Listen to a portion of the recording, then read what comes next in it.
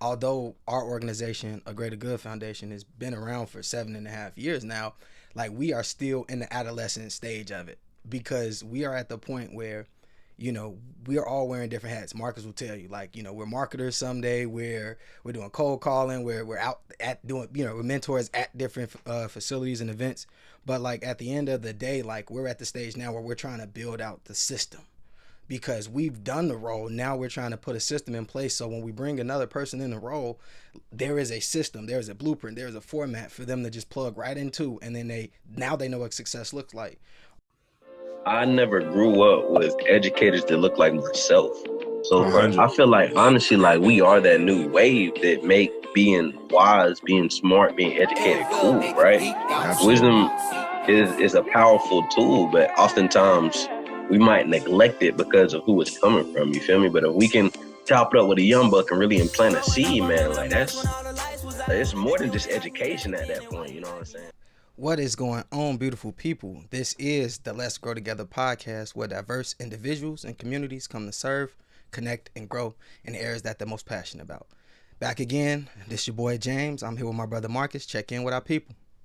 What's going on, family? It's always a pleasure to be back with y'all. Let's run through the updates, man. Let's run through the updates. So we just got back from the school board meeting. We were honored as the community support group of the month.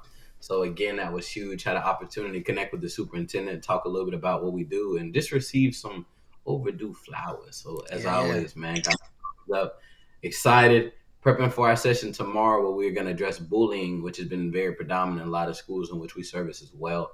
And then over the weekend, man, we had an opportunity to go to NC State. We spoke to all of the trio programs across North Carolina. So shout out to Casey, my brother More Visions. We were able to tag team. We spoke with the collegiate level, high school level, as well as the staff and admin. So I'm excited for all the engagements that come following that from a consulting perspective. But man, we've been busy. We've been busy. We've been wife and I trying to plan a cruise right now just to get away, decompress, kick back, taking a little mod to Disneyland soon. So yeah, man, it's a lot. But we here, and I'm appreciative, man. Yeah. Man, shout out to y'all, man. Of course, social media, man. I live vicariously through you all, man. So shout out to y'all. I'm going to NC State campus, man, and rocking out. It's always exciting to see y'all like in different settings, bro. Like, because obviously I've seen the work that Roots is doing, but to see y'all go to different universities and to be like received the same way, it's dope, bro. It just shows me that y'all really doing the work and y'all really care about the people and they receiving y'all. So shout out to y'all, and of course giving you your flowers as always. Man, very similar, bro. We got a lot going on, man. We got trip to North Carolina coming up in about a week or so. You know what I'm saying? So we're gonna connect.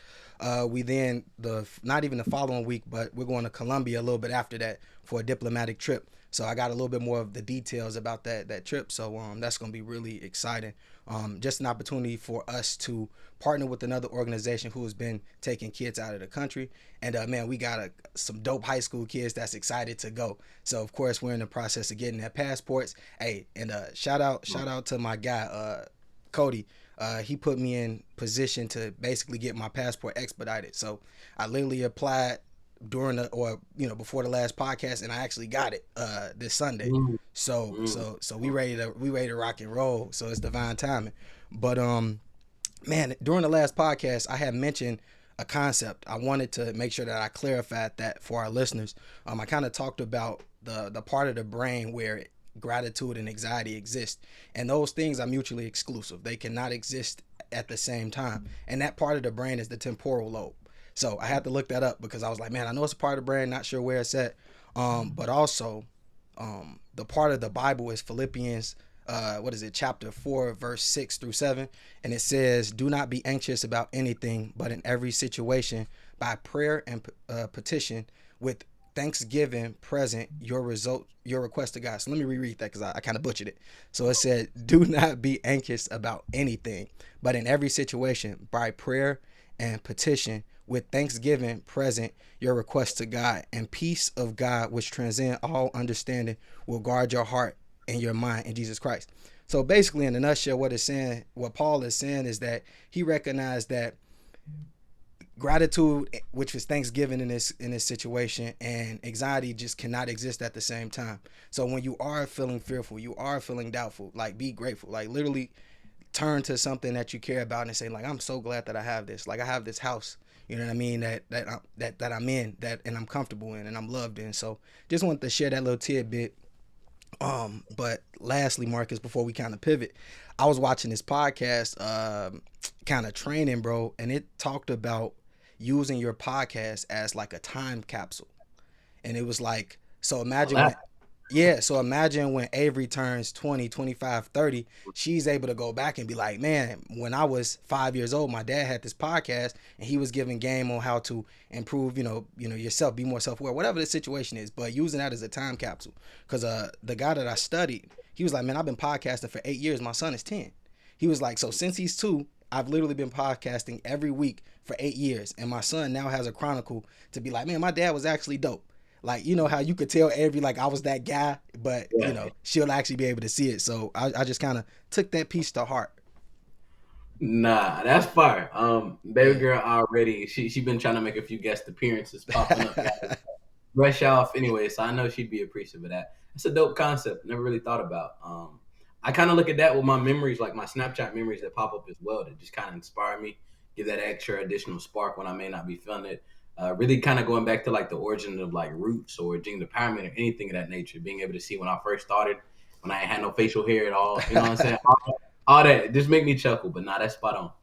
That's As love. we do get ready to segue into our next question, man, we got somebody special. So y'all always hear about roots, y'all hear about Jing the Pyramid, y'all hear about all the other components, man. But the 9 to 5 is what we're gonna highlight today. And our special guest is gonna be the CEO, Mr. Darye himself. So let's go ahead and bring him on and introduce him to the people. Mr. Henry, Mr. Henry. So Darye, for those who don't know you, man, again, we give a little bit of insight about After School HQ.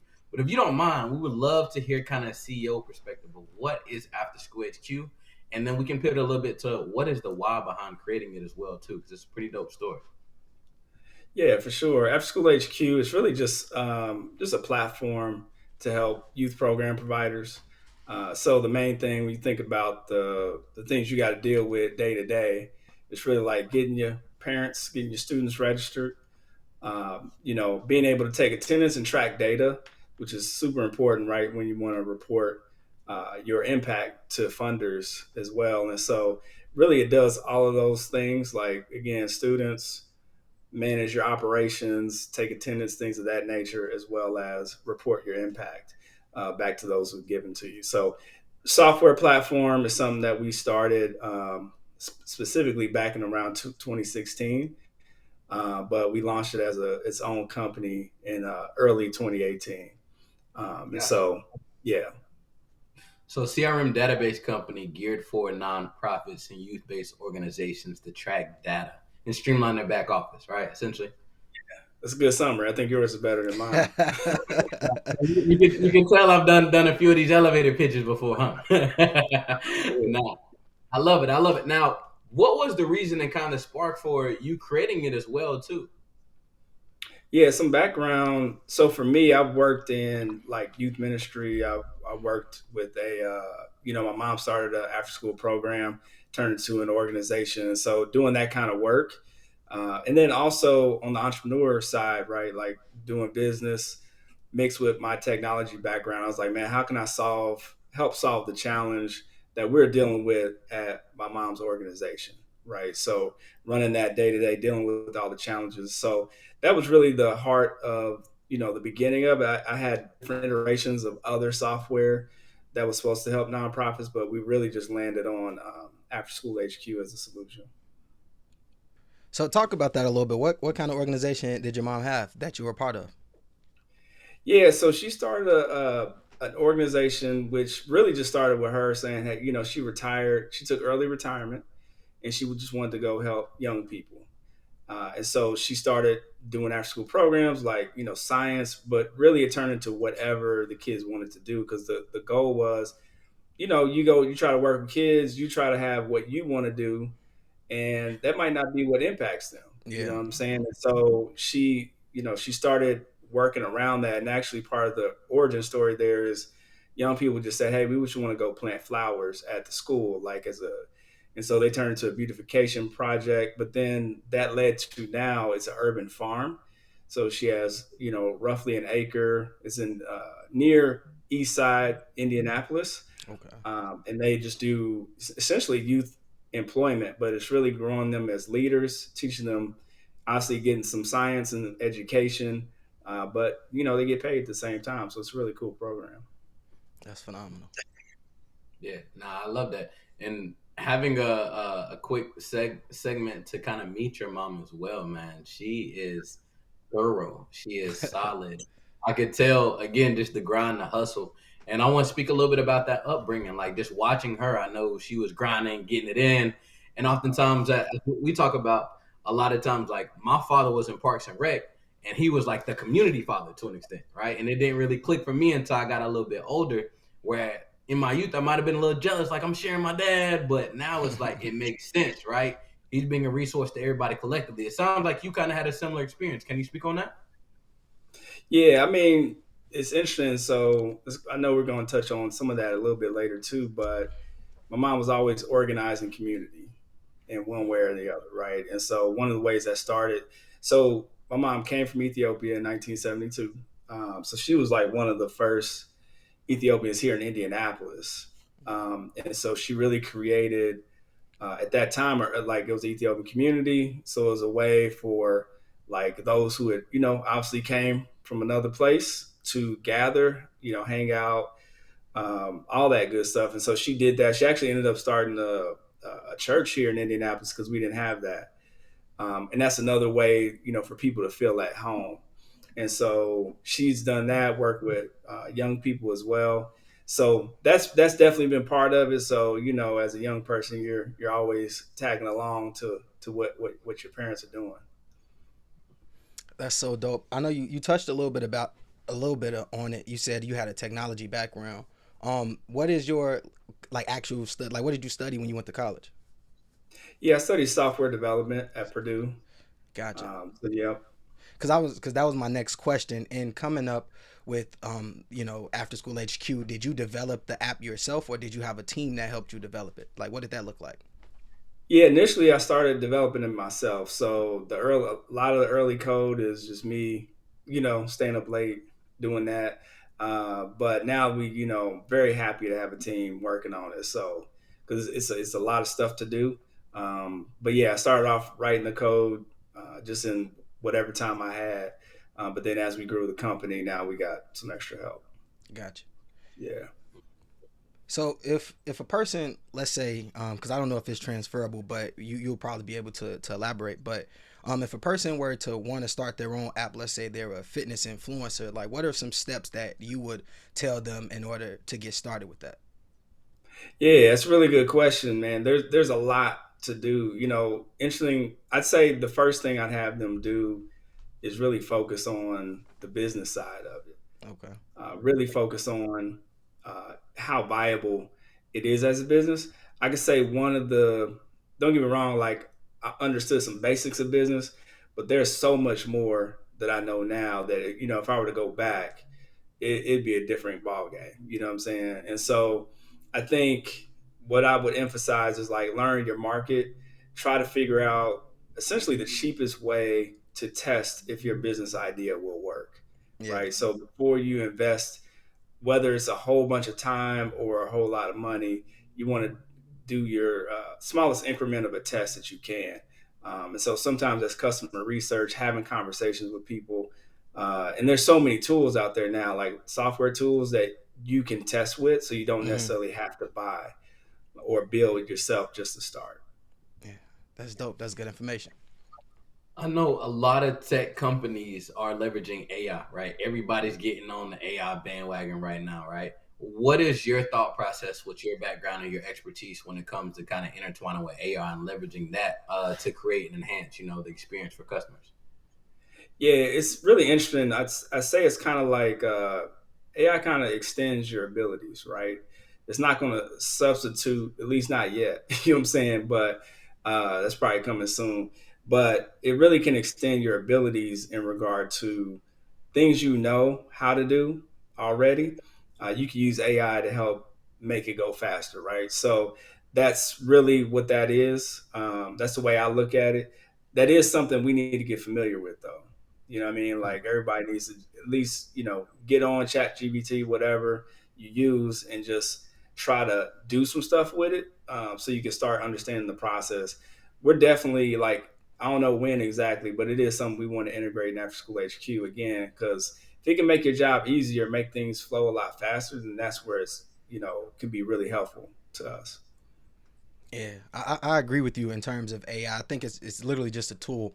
It literally extends or expands what you already are currently doing. And if it can help streamline the process, why not do that? But there are some people that believe that it can replace a human.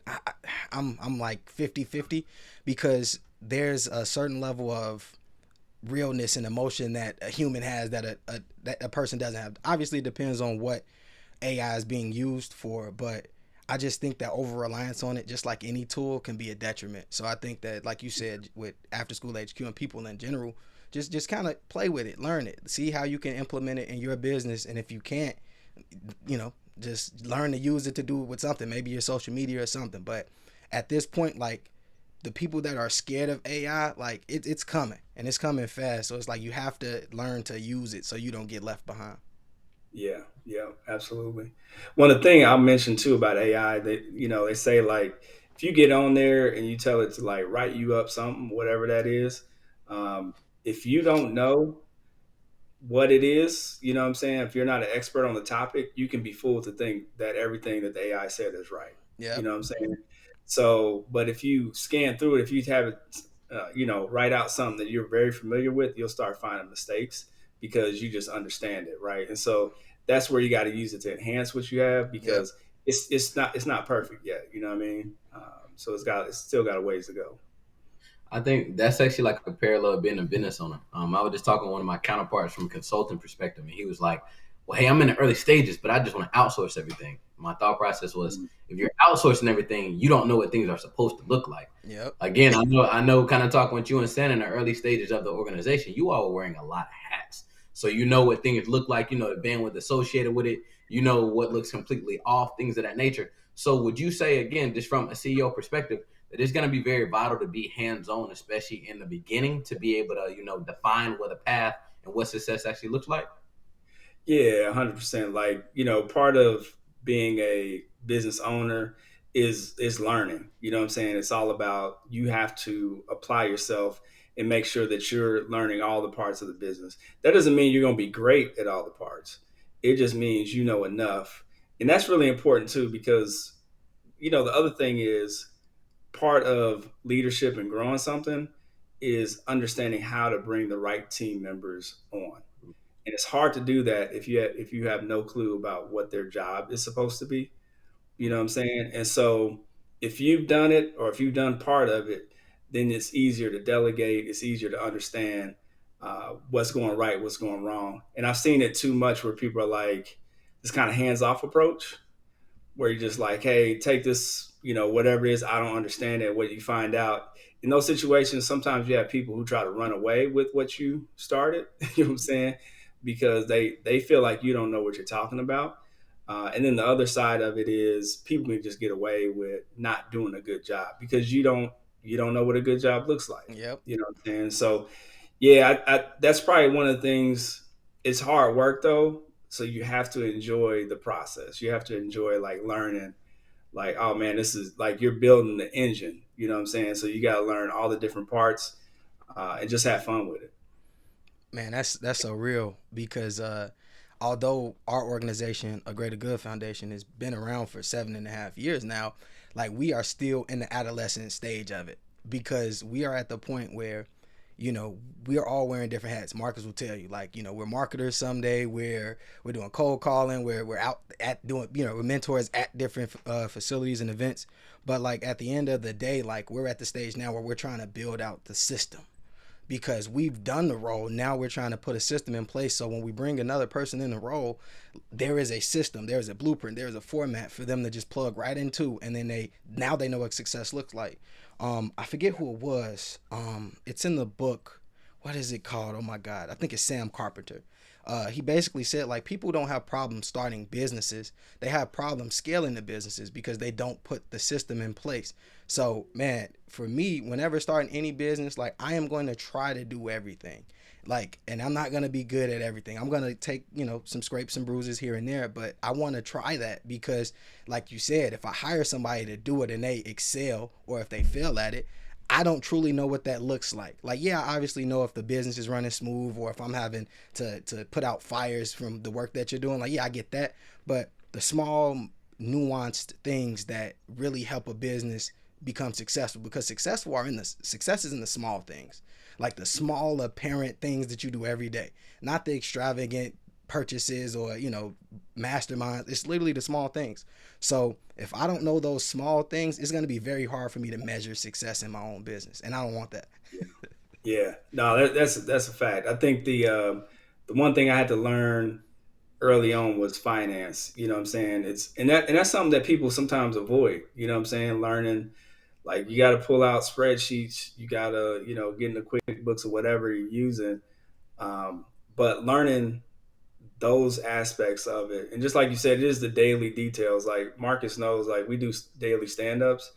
And man, that daily stand-ups are a grind. You know what I'm saying? Because I'm gonna be real, like I don't want to be on daily stand-ups. You know what I'm saying? So, what I mean? It's like, dude, I like to do different things. You know what I'm saying? I like to, like, oh, today I'm gonna do this. The next day I'm gonna do something different. But in order to, just like working out, like, you don't make progress or big progress the first day. You know what I'm saying? It's just consistency over time. You know what I'm Yep. saying? And those people. Now, it's interesting. I was just talking to my daughter about this because she didn't want to, she had a big test, that day, had some other stuff, and was like, didn't want to go to school. You know what I mean? Like, was like, nah, I don't want to go. So I was like, nah, you going. You know what I'm saying? You going to Right. school.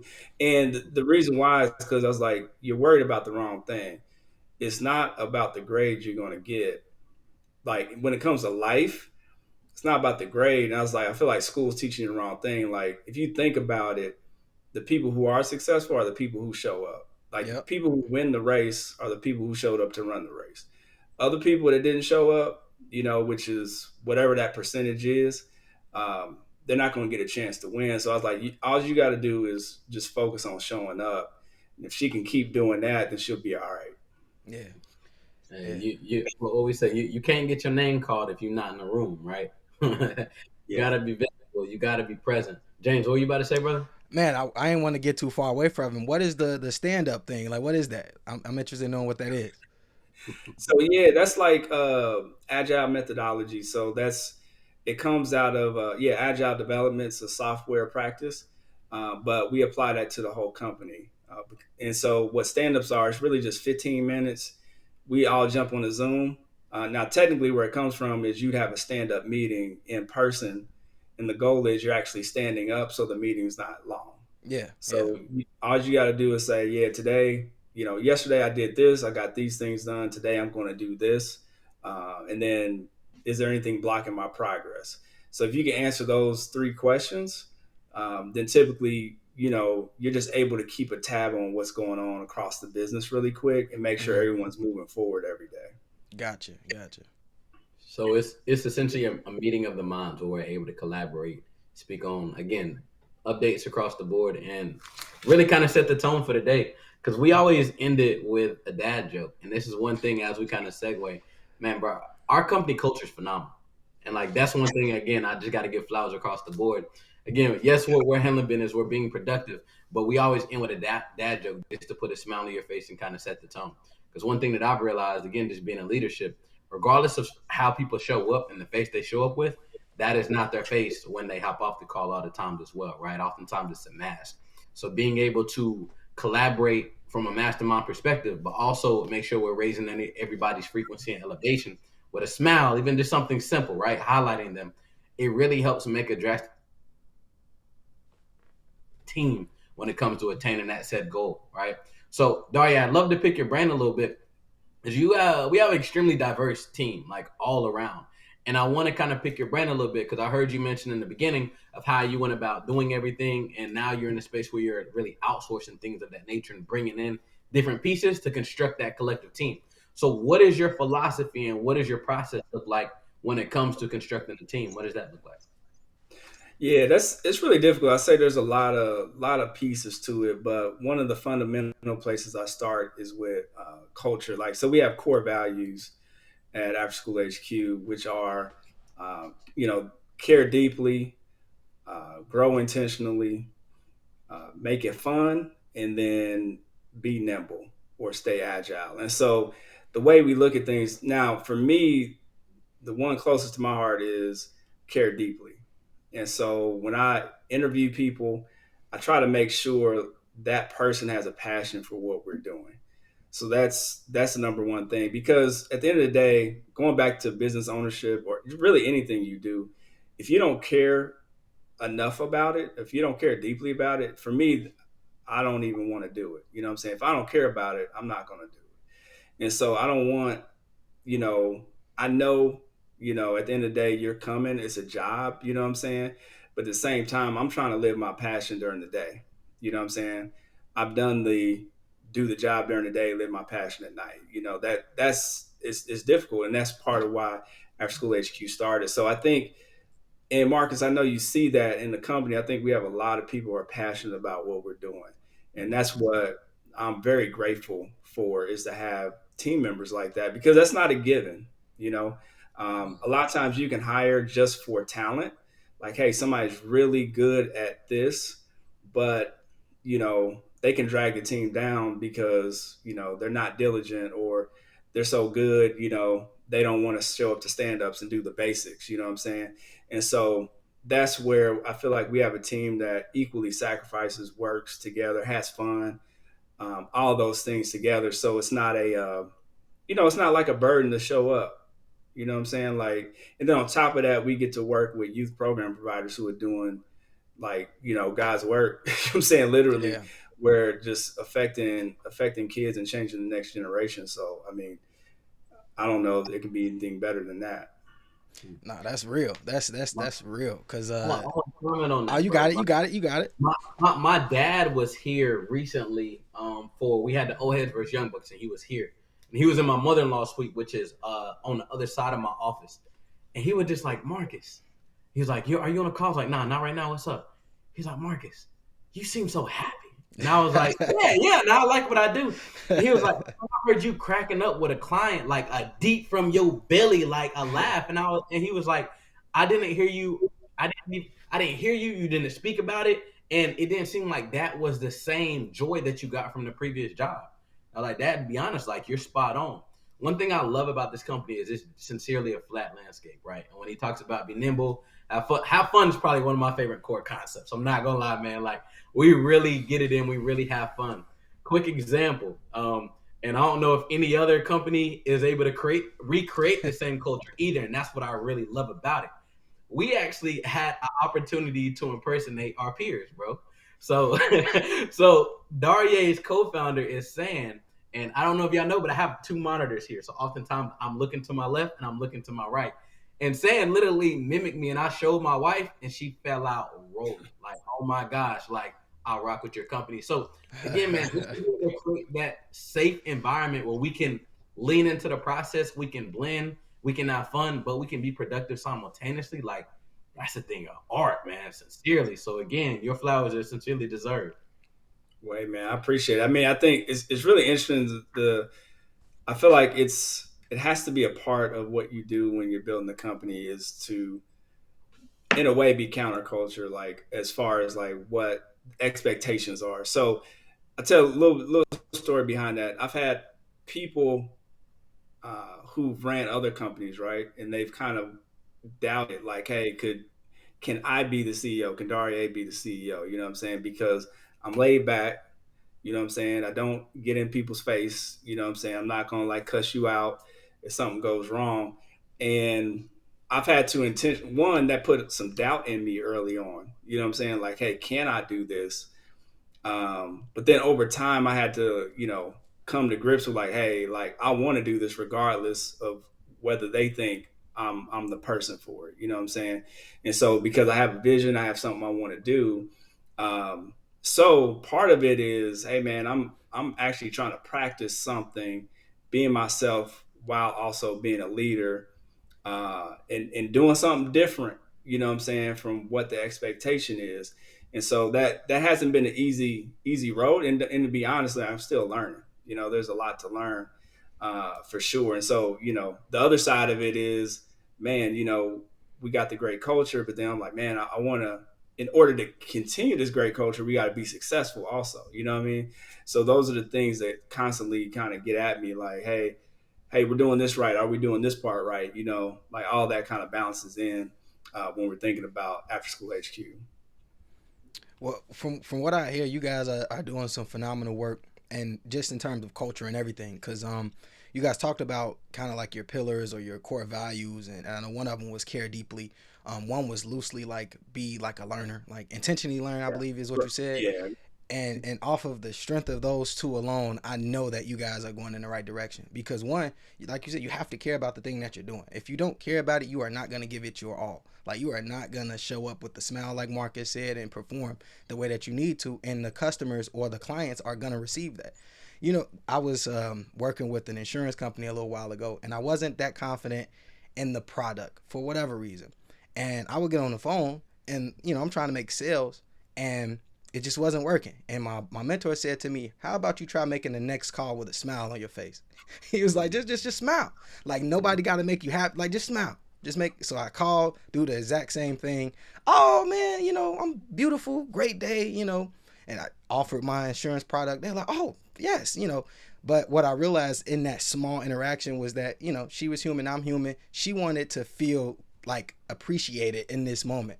And although that's the customer, our employees or the people that we work with, at the end of the day, they want to be appreciated. Like, yeah, they want to feel like they are a part of this thing we have going on. And I wanted to ask you, just kind of thinking about the core values and just the approach that you take. Like, were there like any particular books or any mentors or someone that gave you information that was like, all right, this may be the way that I want to lead my pack, my tribe? yeah. Don't get me wrong. I've read a lot of like leadership books that kind of help. Right, there's some. A lot of these things are. Don't get me wrong. Like, care deeply is something I feel like I've had. Grow intentionally. I felt like I've had that, but I haven't also done what I needed to do to get, to grow faster in some Mm-hmm. ways, right? Like access a network, mentors, things of that nature. Make it fun. A lot of these I feel like come from life lessons. Yeah. You know what I'm saying? So working too hard, like being too serious all the time, like is and I burned out once before by doing that, like physically ill. You know what I mean? Couldn't work for like 3 months or whatever. And so, make it fun is making sure you celebrate, your progress along the way. You know what I mean? Because the truth is, if you deal with this with youth programs, so you got big visions. You know what I mean? Like, you want to change a community. I mean, even if it's not change a community, you want to change one life. That's a big vision. Yeah. You know what I mean? And so it can get really frustrating and difficult along the way. And so, how do you celebrate the small wins along the way? And I feel like a lot of times for people who are driven, who have a clear vision, that's just not an easy thing to do, to take time and celebrate. So I feel like a lot of those, have been from life lessons and things that have impacted. But I do, like I said, I'm always trying to read some, like whether it's leadership directly or just more like techniques on how to run a business better and things of that nature.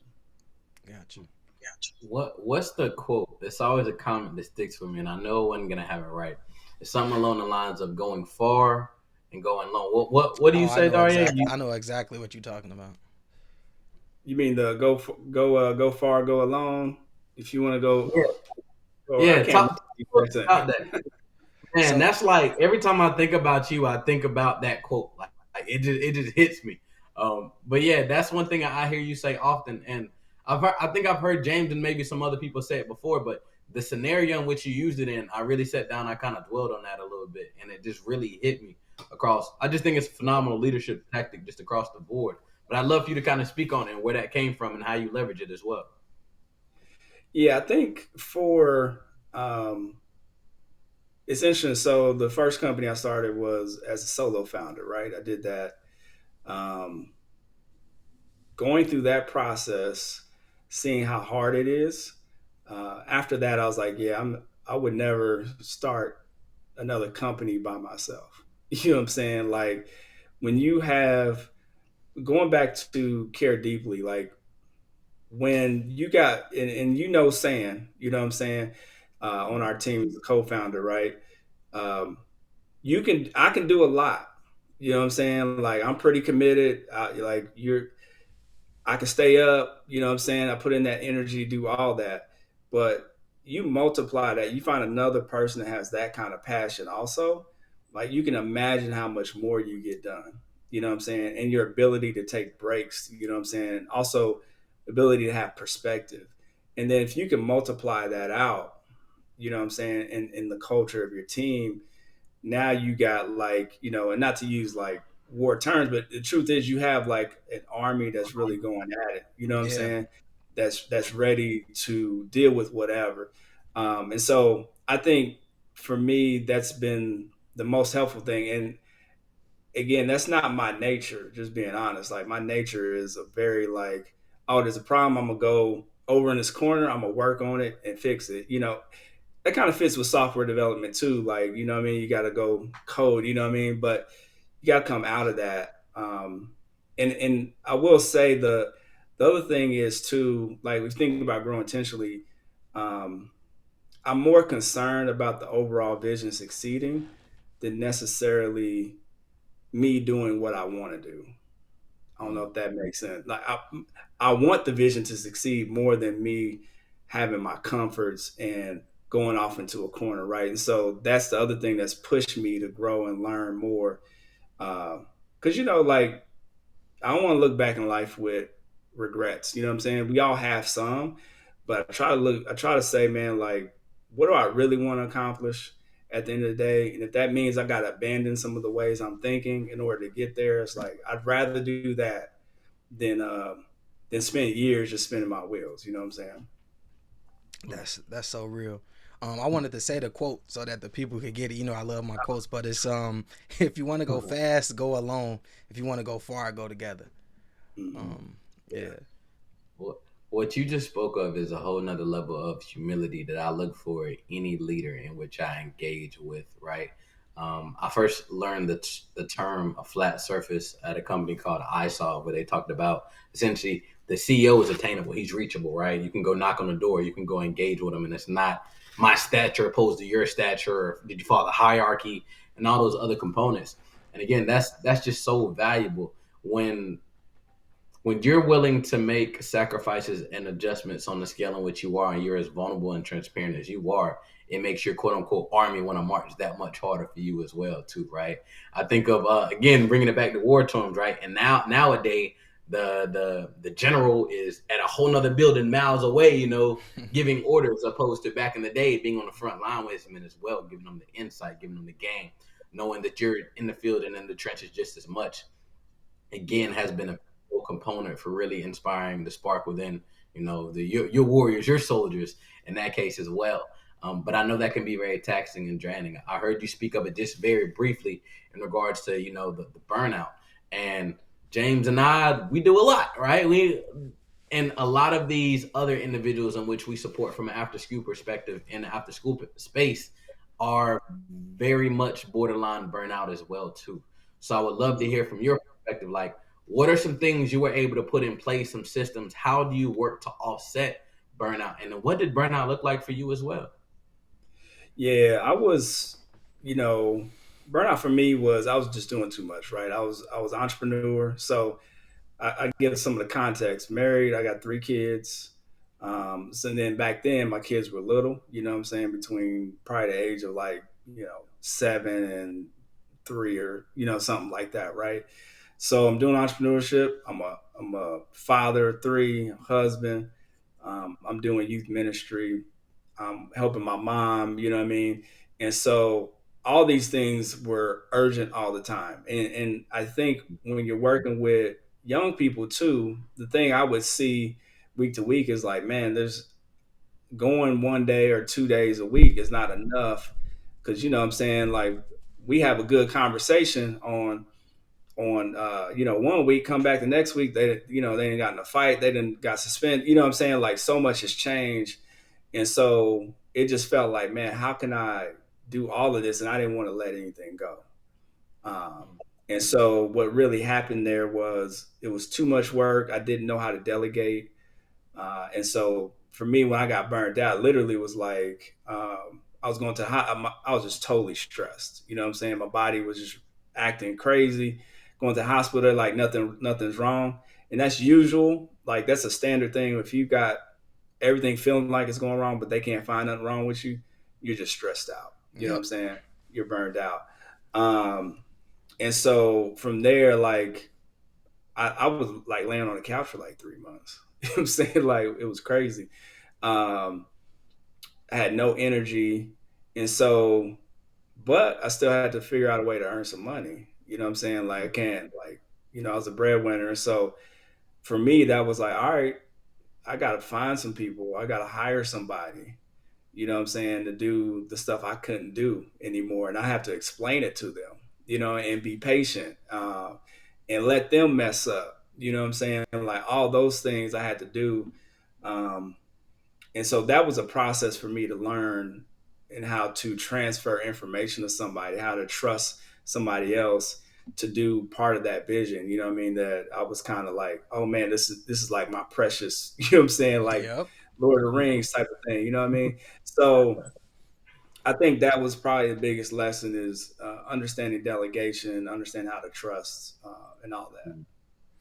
Man, you just made me think. Let me just say something real quick because I wanted to resonate and connect. You made me think about something that's so crazy about business owners that I don't think people realize. Um, when we start the business, it is our baby. Like it is genuinely our baby. Like this is our creation, and we want to hold on to it. We want to do it the way we want to do it. We don't want nobody to have anything to say about our baby. Similar, like if a parent came up to you and told you how to raise your daughter, you would be like, "What? Like, no, don't listen. No, this is my daughter, right?" But the craziest part is that everyone will agree that it takes a village to raise a kid. And Mm-hmm. what's the difference in terms of business? It takes a village to raise that business, right? So you need to put people in position in order for that business to go up. And I think you even talked about it a little bit earlier. It was just like, yeah, I wear a lot of hats. But me wearing all these hats is just me saying like you can't tell me how to raise my kid. But the second that I say, you know what, let me relinquish, a couple of these hats. Let me give some the goodwill.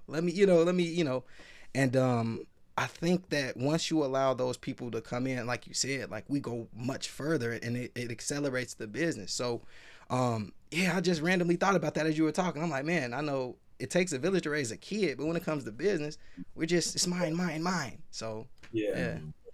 Well, and it's kind of interesting too because it's funny. We said two different things. Like one is like, hey, you have to wear all the hats. You know what I'm saying when you start, but then you got to learn how to take them off. Yep. And so it's both and it's difficult because sometimes people delegate too fast, just like we were saying earlier, and then sometimes and then you don't delegate, right? So it's always that balance of just understanding when that needs to happen.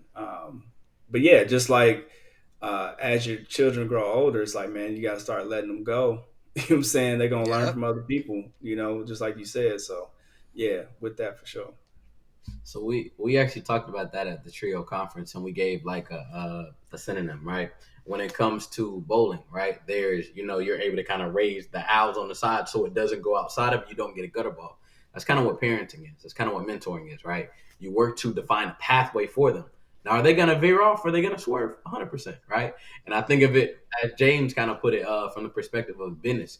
Your goal is to define a strategic pathway to yield success.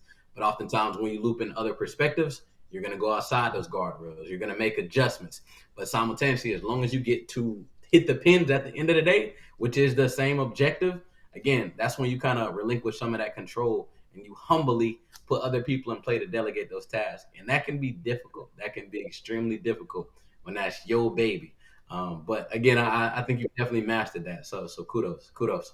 Now, I wanna talk a little bit more before we kind of pivot as we get ready to segue and kind of close out. Two things. Um, James and I have introduced this philosophy of working out. This is something that we do to hold each other accountable. So you see everything come full circle, Darye. This is my accountability workout part. Now, There we go. you feel me? So now this is actually in play with work. So James and I had a goal and objective to hold each other accountable. Now I have brought this to After School HQ, and we have a whole After School HQ fitness group where we're able to hold each other accountable. We're able to show that sweat equity every morning, man. And Darye is a beast, and he's been at it, crushing these stairs and all that, man. How has that been helpful for you, and how has that influenced just the culture of the company from your perspective? Yeah, that's been first of all, it's been really good. I appreciate you starting that on the accountability side. Like I've actually, it's interesting. I've never been a part of an accountability group on workout. Um, so this is good. It's a new level for me because I'm like, man, I'm sharing pictures. You know what I'm saying? That I wouldn't share with nobody. You know what I'm saying? Yeah, So, yeah. uh, but no, it's good. I think one thing I like about exercise, and I think what's so great about it, if you can apply it just to your life, is just it's so representative of how things really go in life anyway, right? Like you can just get up, put in effort, you know what I'm saying, really good effort every day. Your progress will come, you know what I'm saying, like we mentioned earlier. Um, Mm-hmm. but what's interesting about exercising too is, you know, sometimes in life you're dealing with like, man, is it ever going to get easier? You know what I'm Mm-hmm. saying? You're always questioning that. But what's interesting about that is when you're working out, there's never a time it's easier. Yep. You know what I'm saying? You lift 100 pounds a day or whatever, the next day you lift 105. Like the whole goal is to never make it easier for yourself. What's happening is you're just getting stronger and lifting more. You know what I mean? And so having that kind of discipline where you're saying like, yeah, I'm gonna keep pushing. It's definitely, I feel like, an important part of philosophy of life. And so yeah, I think that's been good, man. I think it's interesting too as a team with After School HQ. You see people asking like, hey, like I need to wake up earlier. How do I do that? You know what I'm saying? Like they're also throwing other options like, hey, let's take a nice walk. You know what I'm saying? Go enjoy the weather. Like there's so many different things that are, so it kind of comes back to like making it fun while you're doing it, as well as having the accountability. So I feel like it's been good. Um, and again, having those disciplines, we're all about that. You know what I mean? So I definitely appreciate you bringing that to the table. Yeah, man, it's funny because I cannot take credit for the idea. I was actually listening to another podcast, just doing research, just trying to up my podcast game.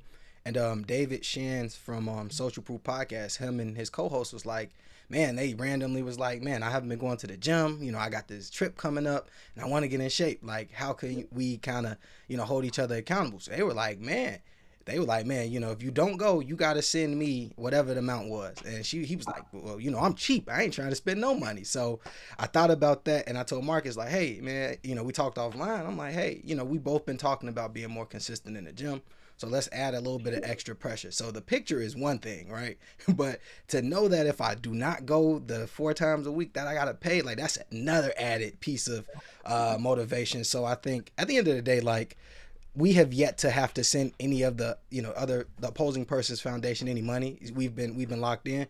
But at the end of the day, like the whole goal was just to motivate folks to go because we realized like you talked about your daughter, like showing up is half the battle. Like literally just being accountable to show someone that you showed up. Because to be honest, Marcus could take the picture and leave back out. I don't know Yeah. if he actually worked out or not.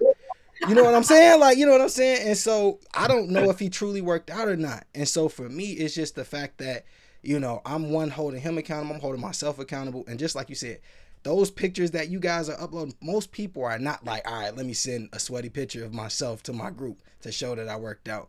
And at the end of the day, man, this is why I love like just having a group of people that are sympathetic and harmonious to the same goal, whatever the goal is. Because just like you said, this is the opportunity where we learn new information and we grow. Because it's like, hey, I need to wake up a little bit earlier. How can I do that? I'm a little bit groggy when I get up. You got any suggestions for that? And that comes from those conversations. But if I would have just say, you know what, I'm gonna go to the gym every morning by myself, locked in, like I'll see progress. But like I won't see the progress that I would like to see because I don't have people that's cheering me on. Because a lot of times that's all you really need. Even going back to the app when I was asking you about like a fitness app, The app in itself is only going to give you the workouts, but the added piece that comes with it is the coach that's saying, hey, go knock that stuff out, go do what you got to do. So I just think in anything that you do, having a dope support around you of people that are in alignment going towards the same thing you're going is always beneficial. It's always going to be Yeah, beneficial. yeah, 100. That Totally agree. goes that goes hand in hand with the going forward, going together, right? Yeah, And yeah. then I think for those who don't know you, I had the opportunity to connect with you when you were able to come out to North Carolina. Um, this brother does a lot. Not only is he a CEO in the day, but he's also a musician as well, man. So if you don't mind, can you pull up the hood and just give them another glimpse of Darye as well, man? Some of the other things you dabble with, and I think that goes hand in hand with offsetting that burnout as well, because that's something you're very passionate about and you genuinely enjoy. Yeah, for sure. Yeah, my background really my first plan was to be, hip hop artist. You know what I'm saying? So, um, grew up, music in the family. My dad played trumpet. He had like synthesizers, things of that. He had a whole bunch of jazz records. We took piano lessons growing up, and so me and my brother used to do music in the basement. Actually, it's funny. That's one of besides the candy store. That was the candy store. Me selling candy at school was the first entrepreneurial endeavor, but the next one was music. You know what I'm saying? So I had like a studio in the basement. Got my first job. Started buying equipment and stuff like that. So that's what I did in high school, man. Made beats, rapped, made some albums. Did that in my 20s, as well. And I still play, and even on weekends, I still come try to make some music because it is part of the passion. I realize I have to have an outlet, like creative outlet, where you know what I'm saying. You get some of those emotions out.